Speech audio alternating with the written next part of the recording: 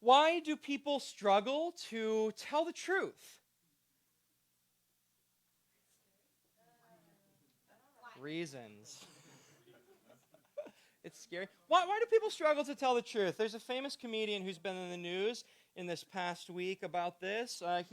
This comedian has built a successful stand-up career, built on really vulnerable stories and sharing about what it is like to be Muslim in a post 9/11 America. And his stand-up is full of stories that are reflecting this really important social reality that needs to be taken seriously. And among the stories that he's told, that he's used in his stand-up, he's shared stories about how one time he was racially profiled by an undercover agent, unjustly racially profiled. He shared a story about how when he was in high school, a white family wouldn't let him take their daughter to prom. And most jarring and upsetting, he shares a story in his stand-up about a time when his daughter was hospitalized after she came into contact with anthrax that was in a letter, a piece of hate mail that was mailed to his house. And of course, he's risen to prominence by sharing vulnerably about all of these things and shedding light on important social issues and questions that are real and happening in the United States. The only problem with all these stories and all this sharing is that none of them ever happened. They're not real. A reporter over the past few months tried to verify the facticity of these events and this comedian's stand-up, and after she was unsuccessful, she reached out to the comedian, and to his credit, he sat down with her for an interview that was published in this past week in the New Yorker, admitting that he made these stories up. And when asked why he made these stories up, he said this: the comedian insisted that, though the stories were made up, they were based on emotional truth. The broader points he was trying to make justified concocting stories in which to deliver them. The punchline is worth the fictionalized premise, he said. Does telling the truth matter? Does telling the truth matter? On the one hand, we have an impulse in us that says, of course telling the truth matters. Right? We live in an age of disinformation and misinformation. In response to that, we look at that and say, telling the truth matters. We need to tell the truth about history. We need to tell the truth about politics. We need to tell the truth about climate change. And we feel real stakes around all of these things in our society. And we look at all this and say, we need to tell the truth. And yet that current in our society is running in the exact opposite direction of another current in our society that says, you can tell your truth. We need to tell the truth, but then there's another current that runs in the exact opposite direction that says, actually, you can just tell your truth. And so you can tell your truth about the nature of your body. And you can tell your truth about what you think is right and wrong. And you can tell your truth about ultimate reality and life after death and God. And these two societal views about truth are mutually exclusive. They are running in the exact opposite direction. They cannot both be true at the same time, because the notion of truth itself is an idea. It depends on the idea of truth as a reality that is external to myself. And so it is true whether I like it or not, or whether I believe in it or not at any given point in time. In other words, if there's such a thing as historical truth and political truth and ecological truth that are real factual entities that are external to me and are true whether I like it or not, then there's also such a thing as biological truth and moral truth and theological truth that are real factual entities that are external to me and are true whether I like it or not. And if that's true, then our job in relationship to the truth, in relationship to all truth, is for us to accept that truth and come into alignment with it. Now, let's just be really frank and honest here. You don't care about the truth. Nobody cares about the truth anymore. Once upon a time, there was like this virtuous idea that there were people who pursued the truth, whatever the cost, and however their views had to change, and however their beliefs, the truth will out, and we pursue the truth. But no one does that anymore. Everyone wants to be right. Everyone already knows what they think and what they believe. Everyone has their moral dogmas, and we just manipulate the truth in order to fit the things that we already believe. Everyone is doing that today. But this is incredibly destructive, and I want to implore you today to care about the truth again for its own sake. To care about pursuing truth again for its own sake. You should care about truth and truth-telling above whatever dogmas we believe. Our most pressing issues in the world depend on truth-telling. They depend on people telling the truth. Our relationships depend on truth-telling and the ability to tell the truth. Nothing kills relationships like lying and secrets. Who you become in your life depends on your ability to tell the truth. You will either begin to tell the truth about yourself and grow, or will stay chronically immature as we run away from things that would tell us what's true about ourselves over and over again in our lives. If we want to grow up, we should care about truth and truth-telling. Does truth matter? Why should I tell the truth? These are the questions that we're going to be asking today. I've titled today's sermon, I don't want to tell the truth. There it is. I've titled today's sermon, I don't want to tell the truth. We're in the middle of an expository sermon series on the book of Jonah. If you have a Bible, you could open it up to the book of Jonah. It's one of the minor prophets. It's near the end of the Old Testament. We have Bibles in the back. If you would like a Bible, you can grab one. If you don't have a Bible, you can keep it, take it. If you have a device, you can open that up to the book of Jonah. We're in an expository sermon series in the book of Jonah, and we've been looking at the question of maturity and spiritual maturity. And 2 weeks ago, we looked at how the first movement in immaturity is that we run away from things in our lives. And then last week, we looked at how our running away from things in our lives leads to bad behavior. And this week, we're going to look at a third movement. It's in immaturity, how running away leads to bad behavior and how our bad behavior leads to lying, and our desire to cover that up. We're going to be in Jonah chapter 1, verses 7 to 10. I'll read the text aloud. And they said to one another, "Come, let us cast lots, that we may know on whose account this evil has come upon us." So they cast lots, and the lot fell on Jonah. Then they said to him, "Tell us on whose account this evil has come upon us. What is your occupation, and where do you come from? What is your country, and of what people are you?" And he said to them, "I am a Hebrew, and I fear the Lord, the God of heaven, who made the sea and the dry land." Then the men were exceedingly afraid, and said to him, "What is this you have done?" For the men knew that he was fleeing from the presence of the Lord, because he had told them.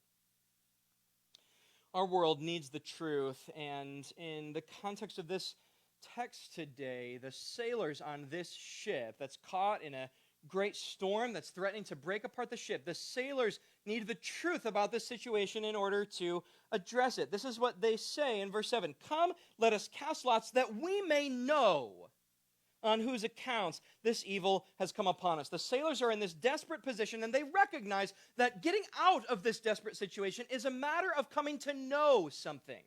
They recognize that it is a matter of truth and coming to know the truth. And in particular, they want to know two things. First, they want to know on whose account did this storm come upon us. They want to know, how did this happen?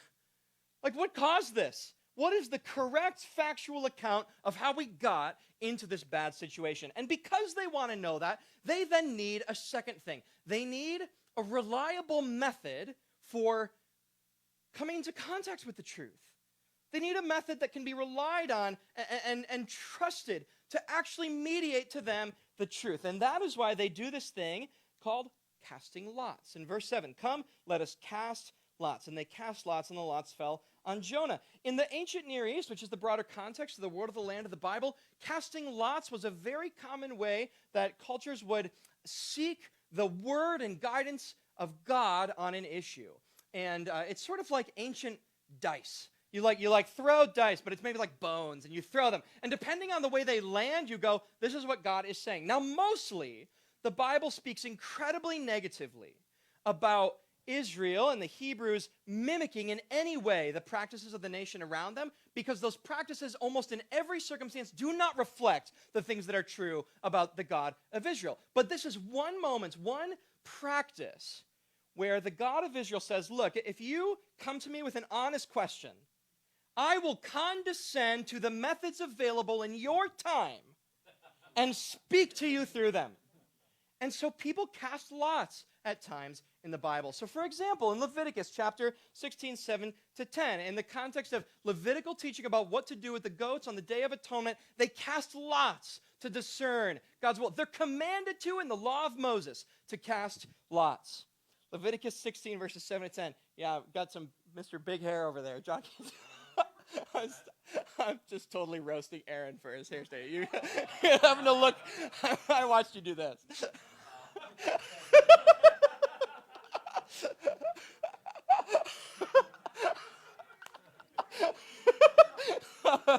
Just slinking down. Yeah.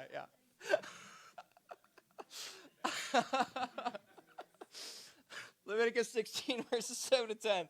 Then he is to take the two goats and present them before the Lord at the entrance to the tent of meeting. He is to cast lots for the two goats.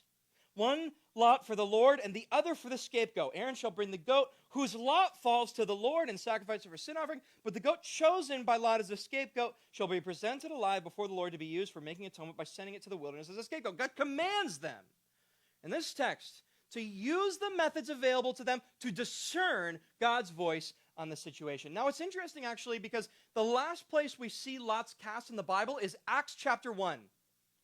Before we even go to the text, why?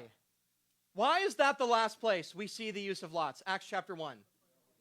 Because the Holy Spirit is going to be poured out in Acts chapter 2. And there's an implicit sense that honest people, inspired by the Holy Spirit, should be able to discern the truth. And so you don't need to cast lots anymore. But here we are in Acts chapter 1. They cast lots to decide the replacement of Judas. Acts chapter 1, 23 to 26. And they put forward two, Joseph called Barsabbas, who was also called Justus, and Matthias. And they prayed and said, "You, Lord, know the hearts of all. Show which one of these two you have chosen to take the place in this ministry and apostleship from which Judas turned aside to go to his own place." And they cast lots for them. And the lot fell on Matthias, and he was numbered with the 11 apostles. So the sailors know they're in a situation where the way through the situation is truth-telling. It's getting a truthful account of the disaster that they're in. Who caused it? And then we need a method by which the truth can be reliably told. And we need the same things in our world and in our lives. Our world is full of problems, storms. The ship is breaking apart as we speak, all the time. Historical sin, ecological crisis, societal injustice, breakdown of families, moral decline. We are drowning in problems. And in response, we need the same two things that the sailors needed. First, we always need a true account of the problem. How did we get here? How did this thing come to pass? How can we let it not come to pass this way again? Like, we need a true account of the problems that are going on in the world. Otherwise, they cannot be solved or addressed in any meaningful way. And this is true also of our own lives. Why did that relationship fall apart? And did I have anything to do with it? Why won't my kids talk to me? Is that my fault? Why am I not advancing in my job? Or why don't I have good relationships with my coworkers? Like, what are the truth about those things? We need a truthful account of the things in our lives. Otherwise, we are doomed to repeat over and over and over and over again the things that are going wrong in our lives. We have to have a truthful account of the problems in the world and in our own lives. And as a result, we need a truthful method for getting at the truth. We need a reliable method for getting at the truth. We don't cast lots anymore. I don't know, maybe we should. One method that's prominent in our time for getting at the truth, a reliable method for making sure that the truth is told, is record keeping. Just take notes. Robert's rules. Notes. Who said what? Write it down. And in this framework of thinking that record keeping is going to be the reliable method by which we get at the truth, the recording is like the holy grail of truth telling. If we can get a recording, an audio recording, a video recording, but of course we're in a time where we're watching that just fall apart. Because we're watching situations where there are recordings of what happened and still nobody agrees on what the truth is. The reality is that humans are supposed to be the reliable truth tellers. Humans are supposed to be the ones that look at all the data and all the ambiguity and all the interpretations and misinterpretations, and a human is supposed to step in and say, this is what actually happened. This is the truth. It might look like this. I see how you could read it like that, but this is what is true. Humans in this world are the method and the mechanism by which the truth is supposed to come out. And so our world needs the truth in order to solve its problems, and our lives need the truth in order to solve their problems and not repeat our chronic mistakes. And into that need, humans are supposed to be the place that we go to say, somebody tell us the truth. A human will do it. And yet over and over again, time after time, humans reject and shirk and lay down their duty to the truth and instead pick up every opportunity to lie and deceive in any way that fits our purposes and our wants and our pursuits. And so we are stuck chronically in this predicament. Our world needs the truth, but our world is full of liars. Our world is dying for the truth, but our world is full of lies and liars. In Jonah chapter 1, we've been looking at movements in immaturity. And we've seen the first two in the last 2 weeks. When we looked at Jonah 1, verses 1 to 3, we saw that the first movement in chronic immaturity is that we run away from something. We all have Ninevehs in our lives, things that we don't want to face, things that we wish weren't true, things that we wish we weren't called to, or things we wish we didn't have to go through in our lives or struggle with in our lives. And so we're all tempted to run to Tarshish, Neverland. Just the place where everything is good and I get what I want all the time. And that is the first movement of immaturity. And then in Jonah chapter 1, verses 4 to 6, we see how that becomes the second movement of immaturity. Because when we run away from things that we needed to stand up and face in our lives, we begin to behave badly.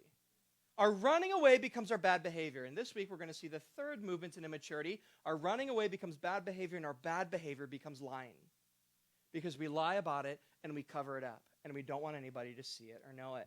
And this, God bless him, is what Jonah is doing for our benefit so that we can learn in our lives. In Jonah chapter 1, verses 7 to 10. Jonah is running away. He's running away from the presence of the Lord and from the call of the Lord. And that running away we saw become bad behavior, where he's acting badly on the ship. He's not participating in this situation the way that he should. He's snoring and sleeping in the bottom of the ship when everyone else is working to literally save their lives. He's behaving badly, and now his bad behavior is going to become his lies. Now, Jonah lies in this passage, but we have to get clear about this. Jonah doesn't outright lie. When they ask him questions, he doesn't tell them blatant falsehoods. And this is so often what we think about when we think about lying. When we think about, did I lie? We think, did I tell people things that were blatantly, obviously false? Jonah doesn't do that in this passage, and really very few people do that. Most lies are of this other kind, this slippery, deceptive, I'm kind of telling the truth, but I'm kind of lying at the same time, kind of lies. And I want to tell you something today. It's all lying. All of that is lying.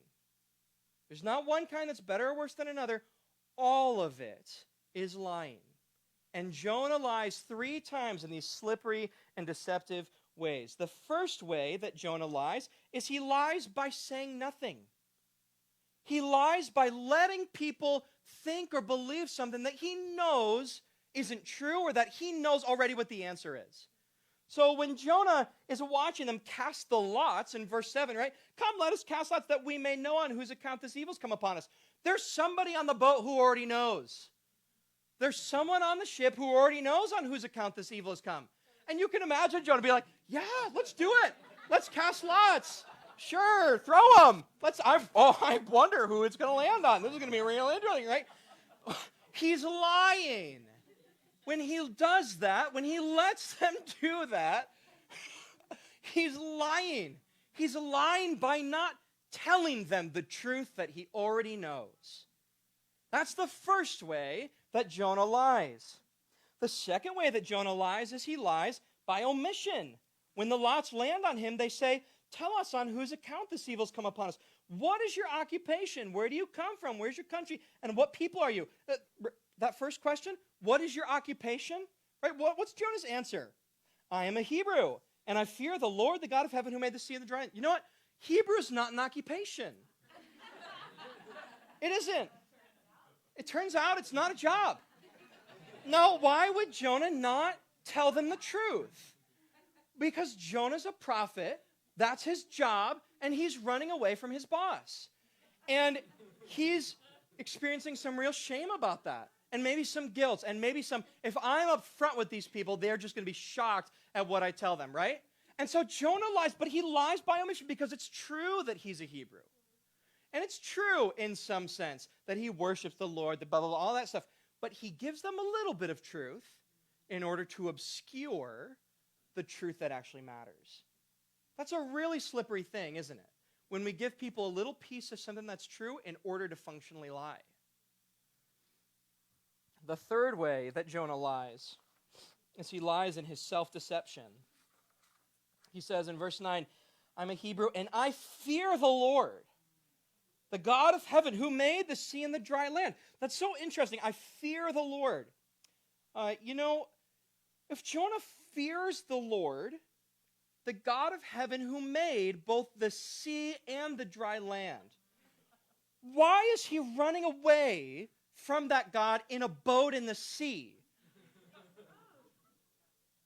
Because that God is the God of everything. He's literally said it. The God of heaven made the dry land and the sea, and yet his actions reveal that he doesn't fear the Lord. He's not fearing the Lord at all. And in this, Jonah tells us third kind of lie, a lie of self-deception. His actions do not line up with what he says he believes. He is self-deceived. And our world and our lives, if we're honest, are absolutely overrun by these kind of lies. I bet it's rare in your life that you just walk up and tell some bald-faced lie, some blatant, sinister falsehood. But I know that all of us in our lives sometimes don't speak up and say what's true, and we let people believe something that's false. I know that sometimes when we feel like we're caught in something that we wish we weren't caught in, we show a little bit of the truth in order to hope it goes away so we don't have to show this thing over here. And I know that we're all self-deceived because our capacity for self-deception is shockingly high. Our world and our lives are overrun by these kind of lies. We are lying by withholding information and hiding. We're different people in different communities. My church knows this little side of myself, but they don't know this part over here. And my work knows this part of myself, but they don't know my church self over here. And my friends know this part of myself. And so we're actually never like the same person wherever we are. Like no one has all the data about us. Every single place we go, someone's like, oh, I got two-thirds. But we're not the same person, everyone. We're just hiding in different contexts, little parts of who we actually are. We tell lies of omission. And of course, we see this all the time in the public sphere. When someone is caught, right? When someone's caught in something, almost always, they come out and address it by speaking a little bit of the truth. Oh, I was caught in that thing. Here's a little bit of what's true about it. And of course, what is that? It's a lying and deceptive strategy. They're hoping that the whole thing will blow over, but if it doesn't, if the investigation continues, almost always more truth comes out. But in the first moment, people don't take the opportunity to say, you know what, that's true about me, and let me tell you what, this whole thing is true about me. Here's the whole look at it now that I'm caught. We go, sure, hopefully you'll only find that little bit, that little piece. We see this all the time, these lies of omission. We see lies that are lived under lies of self-deception. We say one thing about ourselves, and we do another. And we could rattle off just list after list. We care about the poor, but we don't give charitable. We just list after list, thing after thing of ways in which our actions simply do not reflect that we are the people that we say we are. And the thing that's really shocking about this is that most contexts in the world are actually built to encourage your self-deceptions. Because everyone is self-deceived. So we all want to be in places where people are helping us all be self-deceived together. Someone sent me this a couple months ago, and I've been waiting to use it, and I'm so thrilled. Some random person on the internet said this. College was so fun because everyone was so supportive of whatever lie you were telling about yourself. That's true. The challenge is that that's most places in the world. The places in the world that we immediately love the most are often that way because everyone is saying, we're all lying about ourselves, and we're helping each other do it.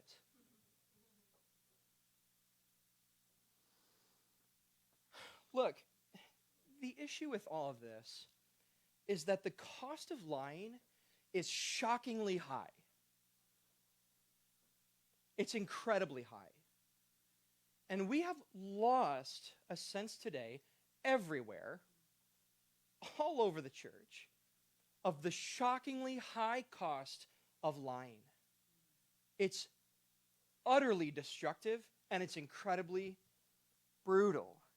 We talk about white lies, little, just small, insignificant untruths. We say things like what they don't know won't hurt them. This line of thinking, all it reveals is that we don't actually believe in spiritual reality. Every time we think that way, every time we live that way, every time we say, oh, but no one found out about that lie, all it reveals is that none of us actually believe in spiritual reality. This is what Jesus says about lying and where lies come from in John chapter 8. This is what he says. He says, Satan was a murderer from the beginning, not holding to the truth, for there is no truth in him. When he lies, he speaks his native language, for he is a liar and the father of lies. I want to point out two things about this passage. The first is that Jesus connects lying with murder. Satan is a murderer and a liar. In other words, there's something similar about murdering and lying in their destructive nature. Murder kills and lying kills. It destroys spiritually. It rips reality to shreds, and it leaves us in the dark. The second thing that he says is that lying is a language that Satan made up. When Satan spoke, he spoke this unique kind of language that had never been uttered before, and it was language that didn't correspond with how things actually are. And every single time we lie, it doesn't matter the size of the lie, we are drawing on a language that was invented by the enemy of your soul. Every single time. When we lie, we actively contribute to the works of Satan. In our society, in our politics, in our families, in our marriages, in our sense of ourselves, in our minds, in our emotions, every single time. And as we lie, every single lie, Satan's hand just around our throats just gets a little bit tighter. And our breath gets a little more constricted. And everyone's breath gets constricted. And we just are choking to death on the fumes of no one being able to tell the truth, even about the smallest and most insignificant things in our lives.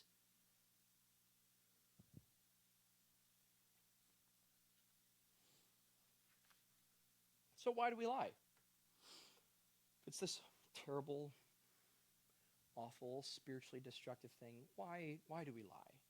And of course, we lie because we're afraid. We lie because we're scared of what the consequences will be. We lie because we're scared of how people will respond and how people will treat us and what we'll lose. We lie because we are terrified of the response that we will get. We see this a little bit in the text of Jonah, in Jonah chapter 1, verse 10. Then the men were exceedingly afraid. The Hebrew says they feared a great fear. They were super, super scared. And they said to Jonah, "What is this that you have done?" And this is the line that we all are afraid of hearing. And this is why we lie.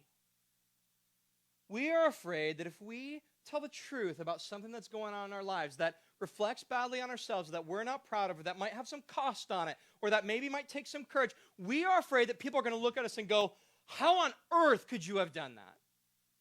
What does that mean about who you are that you would do that thing?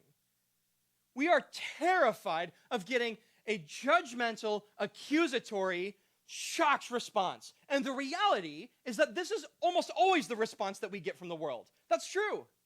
When you tell the truth to people in the world who are far from God and have nothing but this world to help them cope with the world, when you tell the truth about yourself to them, they will go, how could you do that? That is mostly what we get from the world. But the problem is that response and our fear of that response just keeps us trapped in this cycle of lying. And so then the works of Satan just get multiplied in our lives over and over and over again. And over and down throughout the years, we begin to live out certain lies that we've been telling ourselves because we are so scared of the response that we're going to get from other people if we tell the truth about who we actually are and what is actually going on in our lives. And so we are stuck in the world in this cycle because of our fear of what will happen to us if we tell the truth, if we begin to live as honest and true people. Because of our fear about that, we settle for a way of life where we just deal in lies all the time and contribute to the works of Satan in our lives and in the lives of others. But it doesn't have to be this way with the God of the Bible. There's power from the God of the Bible to tell the truth and to become a true person, to become somebody who's able to tell the truth about myself, who's able to just speak truthfully in my relations. This is what's actually going on with me. This is how I'm actually feeling. This is what actually happened. To become true and tell the truth in our lives. There's power to do that from the God of the Bible because the God of the Bible knows already everything that you've ever done, and he has a wonderful and life-giving and gracious word for you anyways. This is one of my favorite gospel connections to make. You've maybe heard it before, but we're going to look at John chapter 4, verse 32. Jesus is talking to this woman, and they're at a well, and the well is actually a very public place. And during this conversation, Jesus takes her life and flips it over and just dumps it all out on the ground for everyone to see. And in particular, he goes to her and he shows her all her relationship failures in public. He lays all this out. I mean, you would be forgiven for being like, Jesus, why are you being such a jerk? This is a person who's beaten down. She's come to the well late in the day. She's maybe socially isolated. And Jesus just laying out her garbage for everybody to see. That conversation ends, and she begins to run around to her neighbors. And for some reason, she's come away thinking Jesus might be the Messiah. And so she's running around to her neighbors, and she's telling them, you've got to come see this guy. And she's got her version of the good news. And of all the things that she could say, of all the things that she could commend to her neighbors about why they should come meet Jesus, this is her version of the good news. Come see a man who told me everything I ever did. Now, I don't know about you, but if I met somebody who randomly knew everything I ever did, I would be freaking terrified. I'd be like, I have a stalker. I'd be like, someone who knew you from high school is here to oh my God, just kill me now, it would be, I don't know what your response would be, but my response would be rank panic. And yet this is her response. Come meet someone who told me everything I ever did. Why is that good news? Because Jesus knows everything she ever did, and he loves her anyways. He knows everything she ever did, and he's gracious to her anyways. He knows everything she ever did, and he invites her into life anyways. And all of a sudden, all of the things that she's been hiding, and all of the things that she hasn't wanted to know, and all the lies that she's been living has become the moment of good news in her life. Because Jesus knows everything she ever did, and he invited her into life. Jesus knows everything you ever did. He knows everything you're going to do. And in fact, he died a particular kind of death in order to tell the truth about who we all actually are and who you actually are. When Jesus was betrayed into the hands of killers for a couple $100, he told the truth about our disgusting, never-ending lust for money. When he was convicted in a sham trial, he told the truth about our hypocrisy and our perversion of truth and justice. When people exchanged him in a prison swap for a criminal and a murderer, he told the truth about humanity's love for swindlers and thieves and crowd gatherers instead of people of humble integrity. When he was beaten and brutalized on a cross, he told the truth about our brutality, about our self-righteousness, and about how judgmental we are when we see other people suffering. When he was abandoned by his followers and his friends, he told the truth about our faithlessness and our cowardice and our fear. When his clothes were gambled for as he was dying, he told the truth about our greed and how much we want and how willing we are in any circumstance to say, how can I get something out of this? And when he died, he told the truth about how angry we are at God. How much we hate God sometimes. And how much we just want to say, God, I just wish you weren't here. I want to live my own life. And I just wish you would get out of my way and let me live my own life.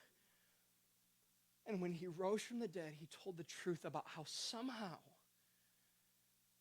in a way we don't totally understand, there is spiritual truth and power in truth-telling to raise people from the dead.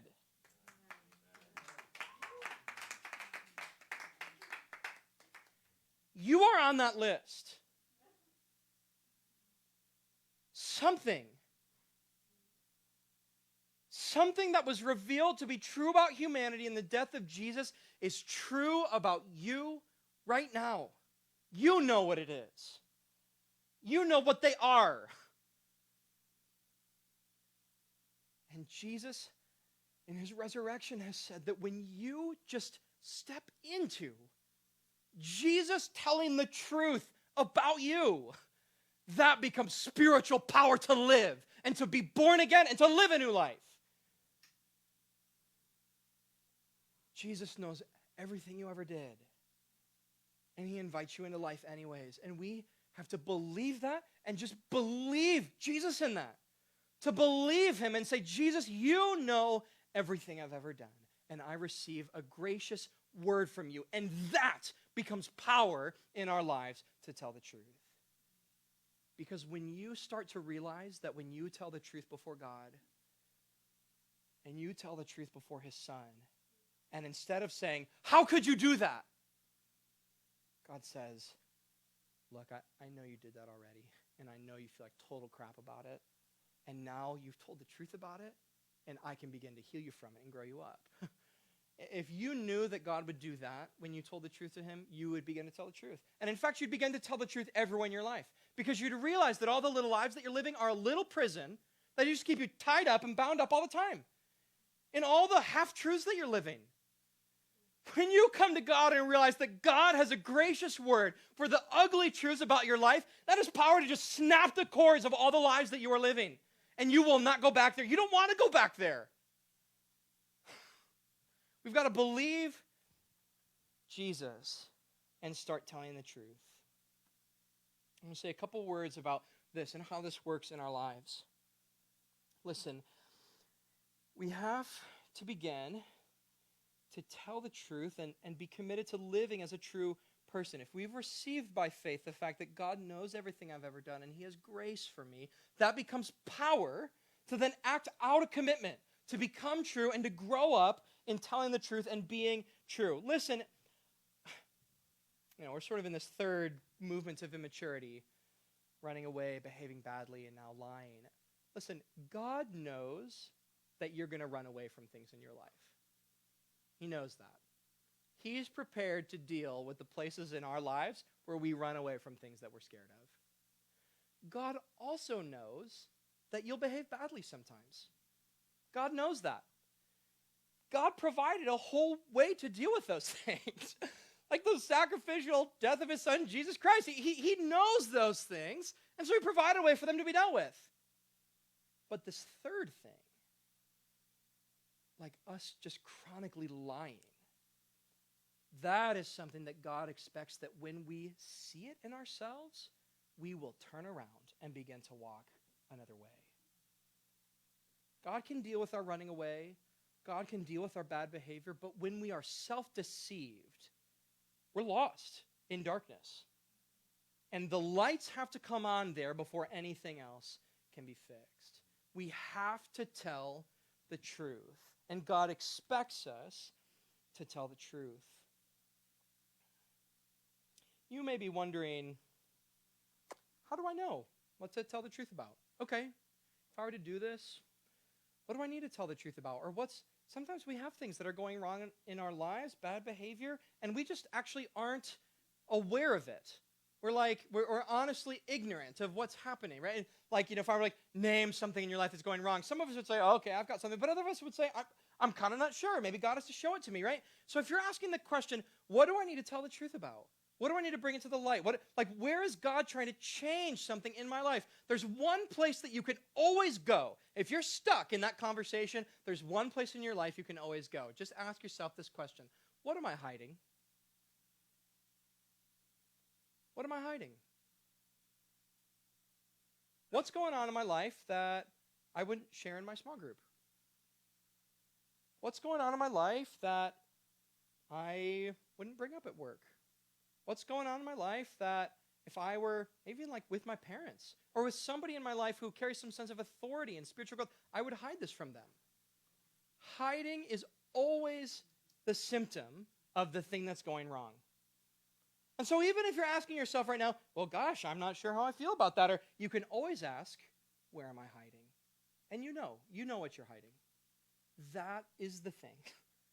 That is the place where God is saying, why don't you step out of that and tell the truth to me about that? He already knows it's true. He already knows it's happening. Step out of that hiding and bring that to God. And say, Jesus, you know everything I've ever done. You know this thing. Help me to tell the truth about it.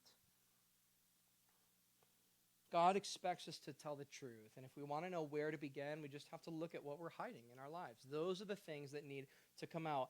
And as that happens, God makes us not just into people who tell the truth about big things in our lives, but he makes us just into true people.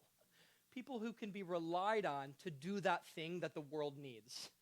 Where when someone bumps up against you in your sphere of life, they'll go, I know that person to the best of their ability will tell it like it is. Because we are living in a time where we need the truth. We need people to tell the truth. There's no problem that's happening in our lives or in the world that can be solved without truth-telling. But if the world is full of liars, and if we are contributing religious liars to the world is doubly bound up in lies. But if you could receive the fact that Jesus knows everything you've ever done, and he has a gracious word for you, you could be one of the few people that has power to live truthfully in your life.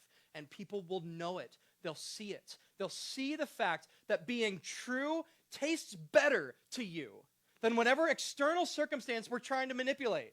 They'll look at that and go, that person can be relied on to tell it like it is. And it will be good for us, and we'll grow and love living in the light of the Lord, and it will be good for the world as there are a handful of people who can be relied on to tell it like it is. Amen.